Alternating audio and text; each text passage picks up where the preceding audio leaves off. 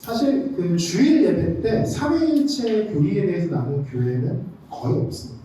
왜냐하면 이게 참 교리 이야기를 하는 게 주일에 나누는 게 좀 부담이 되기 때문이죠. 아무래도 조금 평소보다는 좀 머리를 써야 되고 좀 더 이렇게 주의 깊게 가야 되기 때문에 아무래도 그런 것 같습니다. 그런데 그러다 보니까요, 참 중요한 교리인데도 성도님들에게 전달되지 않는 경우가 참 많은 것 같아요. 그래서 오늘은 좀 그런 갭을 좀 줄이고자 삼위일체에 대해서 함께 말씀을 나누도록 하겠습니다. 여러분, 삼위일체는 우리가 많이 들어봤죠? 많이 들어봤는데 사실 이 삼위일체를 완전히 이해할 수는 없습니다. 참 웃기죠? 삼위일체 설교를 한다고 하면서 이해할 수 없다라고 먼저 얘기를 한다는데요. 그러나 이해할 수 없는 것이 사실입니다. 유튜브나 많은 미디어들을 보면은요, 나는 삼위일체를 깨달았다. 그리고 내 영상 한 번만 보면, 내 책 한 번만 보면 삼위일체를 깨달을 수 있다. 이렇게 얘기하는 분들이 있는데요. 여러분, 저도 많이 들어봤거든요. 그런데 이해가 되면 제대로 된 교리가 아닙니다. 삼위일체 교리는요. 그러니까 그렇게 말씀하시는 분들은 조금 어폐가 있을 수 있는 거죠.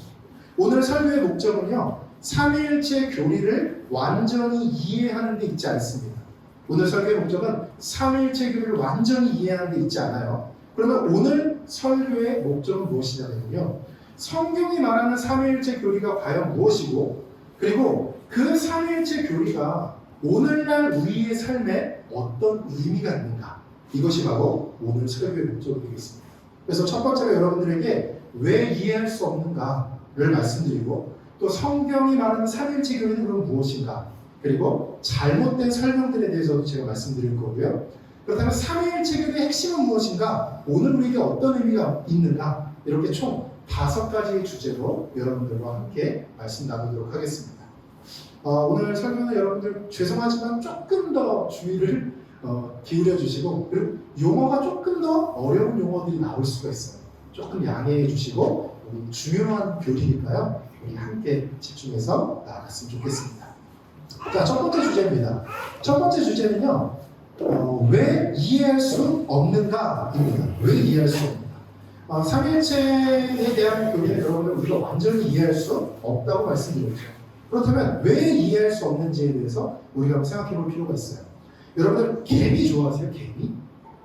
개미? 예전에 개미라는 소설이 있어서 참 재밌게 읽었는데, 개미가 인간과 다른 게 뭐냐면, 개미가 인지하는 건 2차원이다. 우리 사람이 인지하는 건 몇 차원이죠? 3차원이죠. 그런데 개미는 2차원밖에 인지를 못한다는 거예요. 그래서 개미에게 가서 너 정사각형이 뭔지 아니? 라고 하면 개미가 알지? 이렇게 얘기할 거예요. 물론 개미는 말 못하겠죠. 그러나 개미는 정사각형 나 알아. 이렇게 얘기할 수 있을 거란 말이에요. 그런데 이 개미한테 가서 너 정육면체가 뭔지 알아? 라고 하면 뭐라고? 아마 개미가 이렇게 얘기를 할 거예요. 그럼 우리는 설명을 하겠죠. 정사각형이 6개가 모여있는 거야. 그럼 개미는 어떻게 생각을 할까요?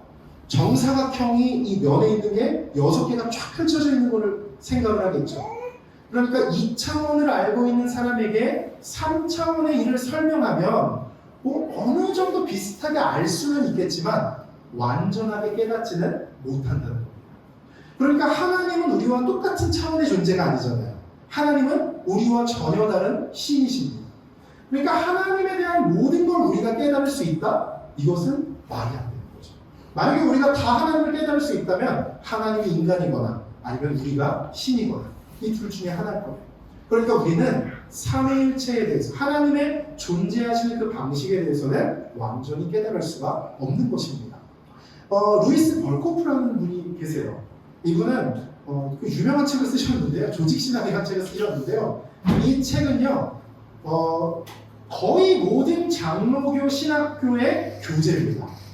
장로교 신학교에 여러분 들어가시면 이분의 책을 교재로 사용하시게 될 거고, 그렇다고 신학교를 가시라는 얘기가 아닙니다. 그런데 이제 이분이 이제 그 정도로 유명하신 분인데요. 그분이 삼위일체 교리에 대해서 이야기할 때 이런 말씀을 하셨어요. 한번 볼까요? 삼위일체는 신비다. 그럼 신비 뭐예요? 무슨 말이에요? 알 수 없다. 그렇죠? 우리가 도저히 깨달을 수 없다. 이 대학자도 먼저 이렇게 밝히고 있습니다. 그리고 인간은 그것이 무엇인지 알 수도 없고 이해할 수 있게 만들 수도 없다라고 말을 하고 있어요. 그러니까 여기까지만 말하면은 그래? 그럼 오늘 설교 왜 듣는 거지? 라는 생각이 드는데요. 두 번째 보시면 삼위일체는 각 편의 관계와 세상에 드러나는 방식에서 어느 정도 이해될 수 있다. 이렇게 얘기하고 있어요. 그러면서 저는 이 글을 보면서 두 가지 결론을 맺었는데요. 먼저 첫 번째 결론은 뭐냐면 하나님이 존재하시는 방식은 이해할 수가 없어요. 세 분이신데 한 분, 한 분이신데 세 분. 그게 도대체 뭐지? 그 개미가 정육면체를 이해할 수 없는 것처럼 저도 그걸 이해할 수가 없었어요. 근데 관계성은 알 수가 있다는 거예요. 성경에 하나님, 예수님, 성령님이 나오시는데 이 세 분이 하나래. 그건 어떻게 존재하는지 나는 모르겠어. 그런데 이 세 분이 각각 서로 어떤 관계를 맺고 살아가는지, 어떤 관계를 맺고 어떤 일을 하시는지는 우리가 알 수가 있다는 거예요. 그럼 여러분, 삼위일체가 성경에 나타나는 이유, 핵심은 무엇일까요? 바로 관계성이 있겠죠. 우리가 이해할 수 없는 게 핵심이 아니겠죠. 하나님은 우리가 알라고 성경을 주셨으니까 그 이해할 수 있는 부분이 우리에게 주신 메시지라는 겁니다. 그래서 오늘은요, 이 관계성에 대해서 한번 살펴보도록 할게요. 근데 바로 이로 들어가진 않고요. 먼저 성경이 말하는 것을 한번 살펴보도록 하겠습니다.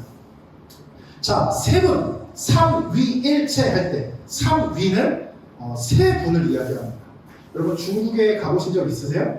중국에 가면 엘리베이터를 타잖아요. 저도 사실 중국에 안 갔다 왔어요. 네, 저 들은 얘기예요. 엘리베이터를 타면 우리나라 엘리베이터 타면 정원이 몇 명 이렇게 써 있죠. 그런데 중국에 가면 몇 위 이렇게 써 있어요. 그 위자 무슨 말인지 이해되시죠? 하나님이 세 분, 삼위, 세 명의 위 이렇게 생각하면 우리가 편해요. 그러니까 이 하나님, 예수님, 성령님이 각각 구분되시게 존재한다. 우리가 이렇게 이해할 수가 있습니다. 그런데 거기서 끝난 게 아니라 일체, 본질상 한 분이시라는 거예요. 하나의 존재시라는 거죠. 그러니까 개미가 정육면체 이해할 수 없듯이 우리는 이 부분에서는 완전한 이해가 불가능합니다. 그러나 성경이 이 부분을 말하고 있기 때문에 과연 성경에서는 이런 일들을 어떻게 말하고 있는지 한번 보겠습니다. 먼저 이 마가복음 1장 유명한 말씀이죠. 예수님이 세례를 받는 말씀입니다. 곧 물에서 올라오실 새 하늘이 갈라짐과 성령의 비둘기같이. 그러니까 예수님이 세례 받으실 때 성령님이 이렇게 나타나셨어요. 성령님이 비둘기같이 예수님의 머리 위에 있었어요. 그런데 하늘로부터 소리가 나는데 너는 내 사랑하는 아들이다. 하나님이 이렇게 말씀하셨어요. 여기서 너는 누구냐면 예수님이에요. 그리고 나는 누구냐면 하나님입니다. 그러니까 예수님과 성령님과 하나님이 동시에 나타나실 수 있는 거예요. 이게 바로 삼위일체의 신비입니다. 이런 부분들을 보면서 하나님, 예수님, 성령님이 각각 구분되시게 존재하시는구나 라는 것을 우리는 깨달을 수가 있죠. 또 있습니다. 그러므로 너희는 가서 모든 족속으로 제자를 삼아 아버지와 아들과 성령의 이름으로 세례를 주고. 여러분 여기서 이름으로 세례를 주라는 말은 뭐예요? 바로 정체성을 이야기하는 거예요. 그러니까 하나님, 예수님, 성령님이 각각 다른 정체성을 가지고 새 위격으로 존재하신다. 우리는 생각할 수가 있는 거죠. 우리가 오늘 함께 읽은 말씀이죠. 주 예수 그리스도의 은혜와 하나님의 사랑과 성령의 교통하심이 너희 우리와 함께 있을지어다. 우리가 늘 하는 이 축도할 때 쓰는 말씀도요. 역시 하나님과 예수님과 성령님을 동시에 말씀하고 있다는 것입니다. 그럼 우리는 이 말씀들만 보면 이렇게 생각할 수 있죠. 기독교는 세 명의 신이 있는 거구나. 이렇게 생각할 수 있죠. 힌두교나 이렇게 되게 중요한 세 명의 신이 있는 종교들이 많지 않습니까? 그것처럼 기독교도 세 명의 신이 있구나 라고 생각할 텐데요. 성경에는요 이런 부분만 나오는 게 아니에요. 즉 삼위일체에서 일체를 강조하는 부분도 나타나고 있습니다. 어떤 부분일까요? 우리 하나님 여호와는 오직 유일한 여호와시다. 유일하다. 유일하다는 건 다른 게 있다는 거예요? 아니죠. 하나라는 거예요. 하나. 하나님은 유일하신 분이다 라고 말하고 있어요. 또 주 곧 우리 하나님은 유일한 주신이다. 신약과 구약에 이런 말씀들이 등장하는 겁니다. 그러니까 세 명으로 구분되지만 한 분이시구나 라는 생각을 우리가 이해할 수는 없지만 받아들이고 있는 것이죠.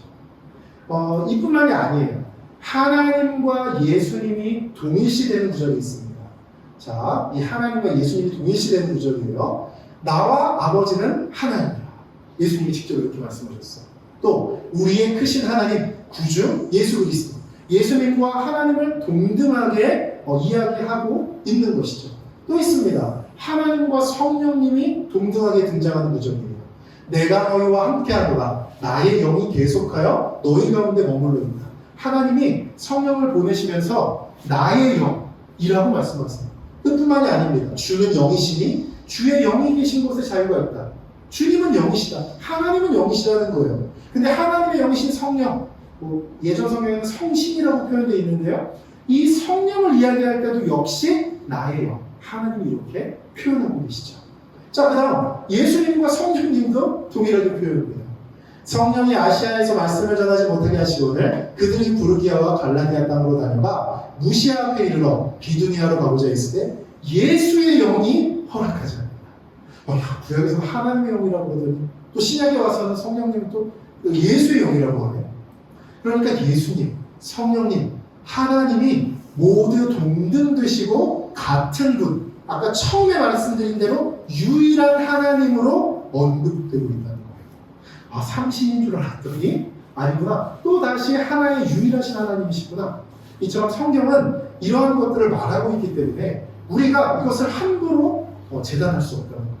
그럼에도 불구하고 잘못된 예시들이 있습니다. 예시들 두 가지로 여러분들 제가 크게 나와서 설명해 드릴 텐데요. 먼저 첫 번째 예시는 완전 이단들. 이거 누가 봐도 이단이야. 이런 이단들은 어떻게 설명하느냐. 먼저 말씀드릴게요. 이단 중에 가장 유명한 이단이 여러분 누구죠? 신천지, 그렇죠? 하나님의 교회 이렇게 나오죠. 이 둘의 공통점이 바로 삼위일체 교리를 이상하게 해석한다는 건데요. 하나님, 예수님, 성령님, 셋이 계시는 거 인정해요. 그런데 마지막에 성령님이 누구라는 거예요? 자기들 교주라는 거예요. 그래서 자기들 이름을 보혜사라고 해요. 성령님 별명이거든요. 그러니까 하나님, 예수님, 교주 이렇게 삼위일체를 가지고 장난하는 거죠. 여호와의 증인은 어떻게 해요? 하나님만 인정하고 하나님이 처음으로 만든 피조물이 예수님이다 이렇게 말해요. 성령님은 뭐냐? 하나님이 활동하시는 활동력이다 이런 식으로 얘기해요. 이러면은 좀 이해는 쉽죠. 우리 머리로 이해가 가죠. 그렇죠? 그러나 이단 몰몬교는 하나님, 예수님, 성령님이 각각 따로 존재하는 세 명의 신이다 이렇게 이야기합니다. 그래서 이 역시 이단이라는 것이죠. 또 어떤 이단 그 사설에 보면 하나님이 본질이고 그 하나님이 사람이 된 게 예수님이고 그리고 하나님이 또 어떤 일을 하시면 그 일을 하는 힘과 영향력과 에너지가 성령님이다. 이런 식으로 말하기도 해요. 이것도 전혀 잘못된 이단입니다. 그러니까 여러분 기독교가요.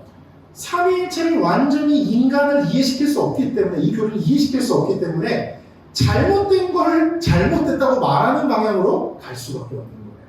무슨 말씀이신지 아시겠죠? 자, 이와는 다르게 조금 더 이단은 아닌데 좀 설명하려고 노력했는데 오류가 있는 것들 그런 게 있어요. 대표적인 게 계란이죠. 여러분 계란을 보면 뭐가 있습니까? 껍질이 있죠. 그 안에 흰자가 있고 노른자가 있죠.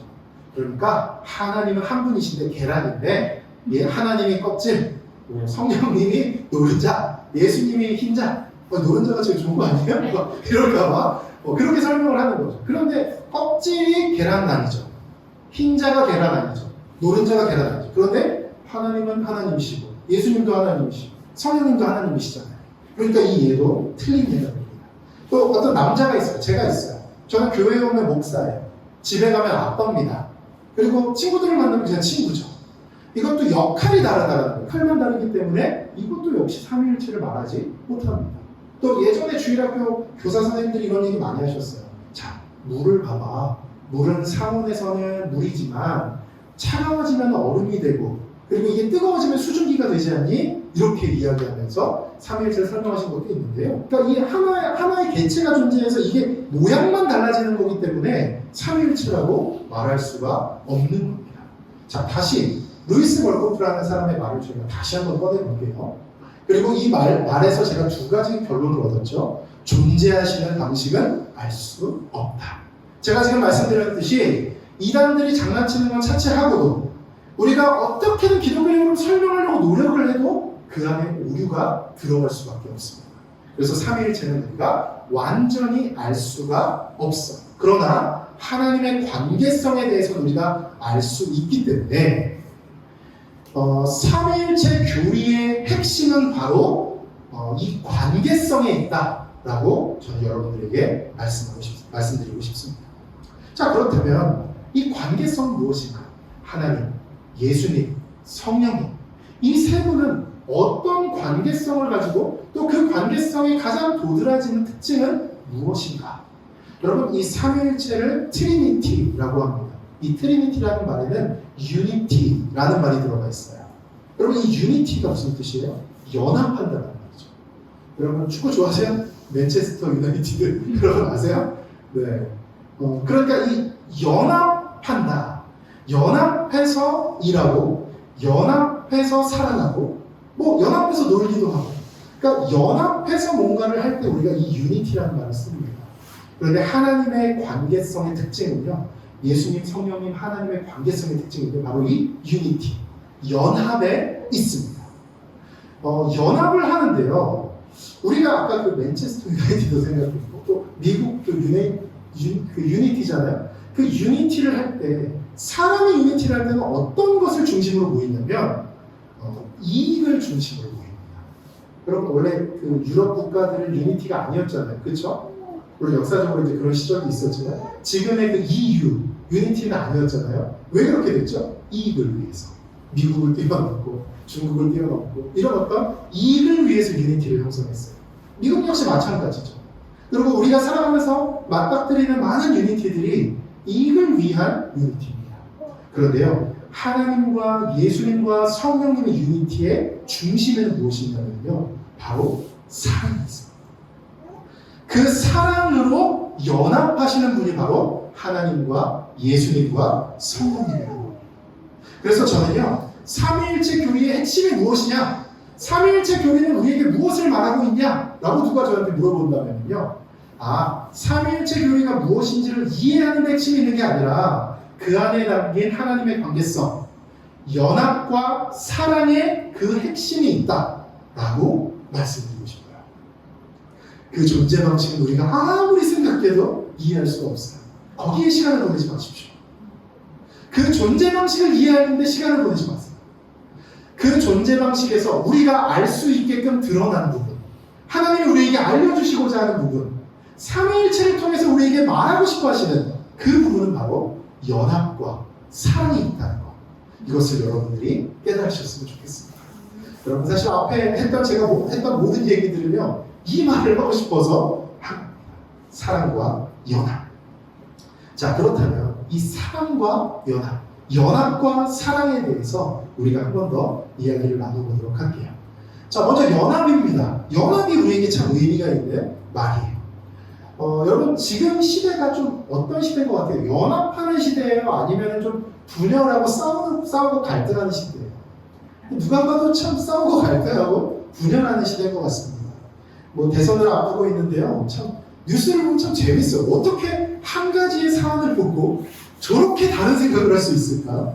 정말 놀라울 정도예요. 그래서 정말 좌와 우가 완전히 극명하게 나누어져서요.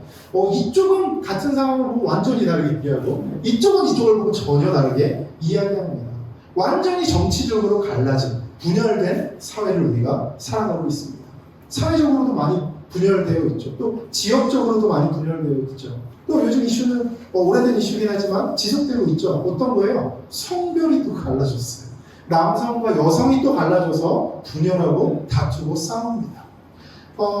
어느 정도의 분열은 좀 좋은 쪽으로 가는 어떤 촉매제가 될 수도 있을 것 같아요. 그런데 지금 이 시대의 상황을 보면 지나쳐도 너무 지나칩니다. 서로 비판하고 비난하는 것이 습관화되어 있습니다. 그래서 분열을 조장하고 갈등을 조장하고 싸움을 조장하는 것이 바로 지금 시대의 특징입니다. 여러분, 이 시대에 하나님이 삼위일체 교리로 우리에게 주시는 말씀은 뭐냐면요, 연합하라라는 말씀입니다. 여러분도 혹시 세상의 이 풍조에 길들여 있지는 않으십니까? 편을 나누고 분열하고 다투고 반목하는 것이 여러분들에게 익숙하지는 않아요. 그래서 딱 봐서 내 편인 것 같으면 좀 친해지고, 내 편이 아닌 것 같으면 아예 함께 관계조차도 맺지 않는 그런 삶의 모습을 우리가 갖고 있지는 않습니까? 그런데 하나님이 원하시는 것은요, 그렇게 편가르고 싸우는 것이 아니라 함께 하는 것을 우리에게 원하신다는 거예요. 여러분들의 부부관계는 어떻습니까? 자녀들과의 관계는 어떻습니까? 또 부모님과의 관계는 어때요? 직장에서 동료들과의 관계는 어때요? 친구들과의 관계는 어때요? 그 안에서 여러분은 분열하는 것이 익숙하십니까? 아니면 연합하는 것이 익숙하십니까? 오늘 하나님은 시편 133편을 통해 우리에게 이렇게 말씀하십니다. 보라, 형제가 연합하여 동거함이 어찌 그리 선하고 아름답고. 하나님은 오늘도 연합을 우리에게 말씀하고 계시다는 거예요. 여러분, 시편 133편은 다윗의 시입니다. 다윗의 시. 여러분, 다윗을 생각하면 참 연합을 많이 꿈꿨던 사람이다 라는 생각을 하게 됐어요. 먼저 다윗은 요나단과 연합했어요. 여러분, 요나단이 누구죠? 사울의 아들입니다.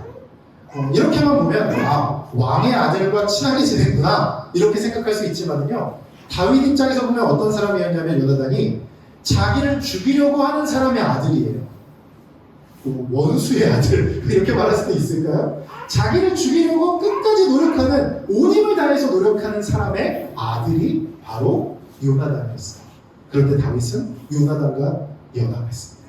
요나단은 어때요? 요나단 입장에서는 원래 아버지가 죽으면 자기가 왕이 되는 게 맞거든요. 근데 다윗이 왕이 될 것 같아요. 모든 여론이나 상황이 그렇게 흘러가고 있어요. 근데 요나단의 입장에서는 다윗은 자신의 왕위를 빼앗는 사람이었던 거예요. 그러니까 다윗과 요나단의 연합은 내 편인 것 같은데, 나랑 잘 맞을 것 같은데 하는 사람과의 연합이 아니라 나를 죽이려고 하는 사람의 아들, 나 대신 왕이 될 수 있는 사람의 사람, 그 사람의 연합이었던 거예요. 여러분, 이처럼 성경이 말하는 연합은 그냥 쉬운 연합을 이야기하는 것이 아닙니다. 우리가 이러한 연합을 위해 최선을 다하고 노력해야 된다는 것이죠. 또 133편 3절 같은 편이죠. 그 편에서 이야기하는 것은 무엇입니까?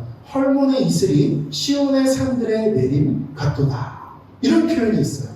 여러분, 여기서 헐몬이라는 건 헐몬산을 이야기하는 건데요.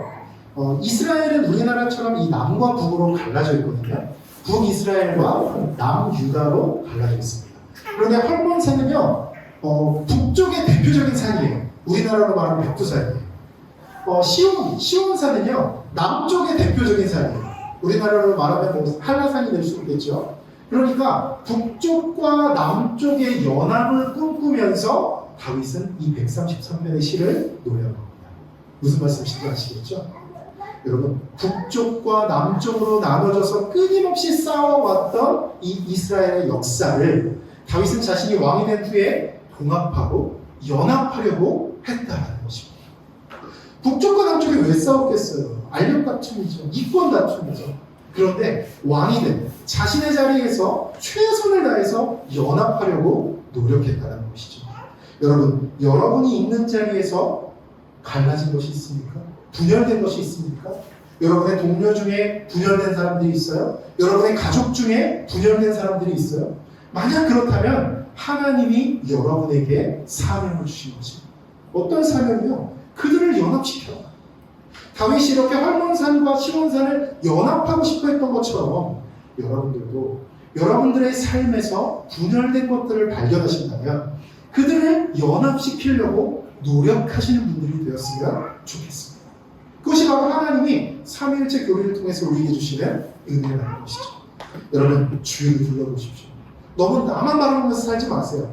지금 이 상황, 이 시대, 이 세태를 그대로 따라가지 마세요. 나 혼자 산다, 나만 멀어 다니고, 여러분 그러지 마시라고. 주위를 돌아보면서 분열된 것은 없는지, 내가 그들에게 도움을 줄 수는 없는지 생각해 볼 수 있는 여러분들이 되시기를 예수님의 이름으로 축복합니다. 네, 연합에 대한 이야기를 했죠. 자, 이번에는 사랑에 대한 이야기를 한번 해보도록 하겠습니다. 사랑 안에서 연합하여 확실한 이해의 모든 풍성함과 하나님의 비밀인 그리스도를 깨닫게 하려 함이니. 여러분, 우리가 연합하려면 사랑은 꼭 필요합니다. 세상처럼 이익 때문에 함께 모여서 유니티를 형성하는 것이 아니라요, 우리 기독교인들은 사랑하기 때문에 모여서 유니티를 형성해야 되는 것이죠. 그렇게 연합해야만 삼위일체 하나님의 연합과 닮아갈 수 있는 것입니다. 이 사랑의 연합에 대해서 제가 묵상하면서요 떠오른 말씀 구절이 있었어요. 바로 이 말씀 구절입니다. 우리 짧으니까 한번 같이 한 목소리로 한번 읽어볼까요? 시작. 아버지는 나보다 크십니다. 아버지는 나보다 크십니다. 여러분, 예수님께서 하신 말씀이에요. 아버지는 누굴까요? 하나님이죠. 하나님은 나보다 크신 분이다. 예수님이 이렇게 말씀하셨어요. 이런 걸 보면서 이렇게 얘기하는 사람들이 있어요. 아, 삼위일체에도 계층이 있구나. 아, 거기에도 계급이 있구나. 그래서 하나님이 대빵이고 예수님이 두 번째고 성령님이 마지막인가? 이렇게 생각하는 거예요. 왜냐하면 이 말씀 때문에 아버지가 나보다 크시다. 이 말씀 때문에 그렇다는 거죠. 그러나 여러분, 하나님, 예수님, 성령님은 완전히 평등하신 분이십니다. 그럼에도 불구하고 예수님은 왜 이런 말씀을 하셨을까요? 저는 이 말씀 묵상하면서 어렸을 때 있었던 일이 좀 생각이 났어요. 제가 성인이 될 무렵이었던 것 같아요. 제가 성인이 될까 말까 하는 무렵이었던 것 같아요. 아버지와 아버지 친구들하고 이렇게 제가 우연히 이제 함께 있는 상황이었는데요. 그 아버지의 친구분과 아버지가 막 재밌는 이야기를 하시다가 그렇게 말씀하시는 거예요. 아들이 당신보다 낫네. 이렇게 아버지한테 이제 저희 아버지한테 말씀을 하신 거죠. 그냥 재미있게 이렇게 농담을 하신 거죠. 그랬더니 이제 저희 아버지가 이렇게 말씀하셨어요. 진지한 표정으로 그럼 내 아들이 훨씬 나보다 낫지. 그리고 지금보다 더 큰 사람이 될 거야. 이렇게 말씀하셨어요. 그리고 제가 성인이 된 다음부터는요. 실제로 제가 어떤 것을 선택할 때 아버지는 의견만 주셨어요. 선택은 네가 해라. 네가 나보다 낫다. 이런 말씀을 가끔씩 해주셨습니다. 여러분, 아버지의 그 말씀이 진짜 제가 더 나아서 그렇게 말씀하셨을까요? 그리고 저는 그 말을 듣고 그래? 내가 아빠보다 나은 거야? 그래서 아빠한테 명령하고 아빠 무시하고 제가 그랬을까요? 그렇지 않죠. 저는 그 말씀을 들을 때마다 아빠가 나를 이렇게 사랑하시는구나 라는 것을 느꼈어요. 제가 더 낫다? 뭐 그런 우월감을 느끼는 게 아니라요. 야, 아버지가 나를 이렇게까지 사랑해 주시는구나. 그리고 내가 성장했으면 좋겠는 마음이 이렇게 깊은 마음이 아버지한테 있으시구나. 그러니까 아버지 의견을 더 존중하게 되는 거예요. 그리고 아버지에 대한 사랑이 더 깊어지고요. 아버지와 감정적인 연합이 더 깊어지는 그런 걸 제가 경험했습니다. 그래서 오늘 이 말씀, 아버지는 나보다 크시다 라는 예수님의 말씀을 묵상하면서요. 그때 그 시절에 제 마음을 생각하고 떠올릴 수가 있었습니다. 여러분, 사랑의 연합이라는 것은 이런 것입니다.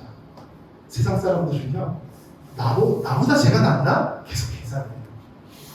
그리고 자기가 더 나은 부분을 자꾸 생각하면서 도취되고 그 사람을 무시할 수 있는 기회를 계속 찾습니다. 그래서 어떻게든 상황만 되면 그 사람 무시하려고 그래요. 내가 더 높아지려고 하고. 실제로 경쟁사회에 들어가게 되면 다른 사람들의 약점을 이용해서 더 높이 올라가려고 노력하는 사람들이 너무나도 많죠. 그런데요, 사랑의 연합에 들어오려면 그 사람을 나보다 낫게 여기셔요. 여러분 주변에 있는 사람, 여러분들의 가족, 마치 저희 아버지가 저한테 해주셨던 것처럼 우리 아들이 나보다 나아 라고 말씀해 주셨던 것처럼 여러분들이 그 사람들에게 말씀해 주셔야 돼요. 네가 나보다 낫다. 당신이 나보다 뛰어납니다. 야, 어떻게 그런 생각을 하셨어요? 야, 어떻게 그런 지혜가 있어요? 어떻게 그런 능력이 있어요? 나보다 정말 최고입니다. 나보다 낫습니다. 여러분들이 이런 말을 하기 시작할 때 여러분들의 가정이 연합하고 여러분들의 친구들이 연합하고 여러분들의 직장 동료들이 연합하기 시작할 거예요. 성부, 성자, 성령 하나님, 예수님, 성령님이 사랑으로 연합하듯이 여러분들도 그런 말을 하게 됩니다. 그리고 진심으로 그 사람을 나보다 낫다라고 여기게 될 때 여러분들의 삶의 분열이 아니라 연합이 나타납니다. 그 안에 사랑으로 끈끈해지는 그러한 역사들이 나타난 겁니다. 여러분, 이러한 사랑의 연합을 가진 사람의 삶은요, 완전히 다를 수밖에 없습니다. 사람이 왜 허무하고 왜 힘들고 외롭습니까? 이러한 연합을 갖지 못했기 때문에 힘든 겁니다. 직장도 있어요. 자기 커뮤니티도 있어요. 친구들도 있어요. 근데 거기 가면 뭡니까? 사랑이 없는 거예요. 자기 이익만 따지고 거기에도 경쟁이 있고 너무너무 힘들고 피곤한 겁니다. 그러니까 모임은 많은데 가기가 싫은 겁니다. 그런데 여러분, 이러한 사랑의 유니티를, 사랑의 연합을 많이 가진 사람들은요, 자기가 힘들고 어려워져도 이 안에 자긍심이 있습니다. 이 안에 자존감이 있습니다. 그렇기 때문에 그 무엇도 이길 힘과 능력이 있는 것입니다. 삼위일체 하나님의 이 연합과 사랑은 오늘 우리에게 이런 말씀을 주시는 겁니다. 여러분, 이 말씀을 꼭 기억하셔서 수많은 사랑의 유니티들을 많이 만들어 가시고, 또 특별히 내가 낮아져서 나보다 그를 더 낮게 여겨서 그 사람과 함께 사랑의 유니티를 하나하나 소중하게 만들어 가시는 여러분 되시길 예수님의 이름으로 축복합니다.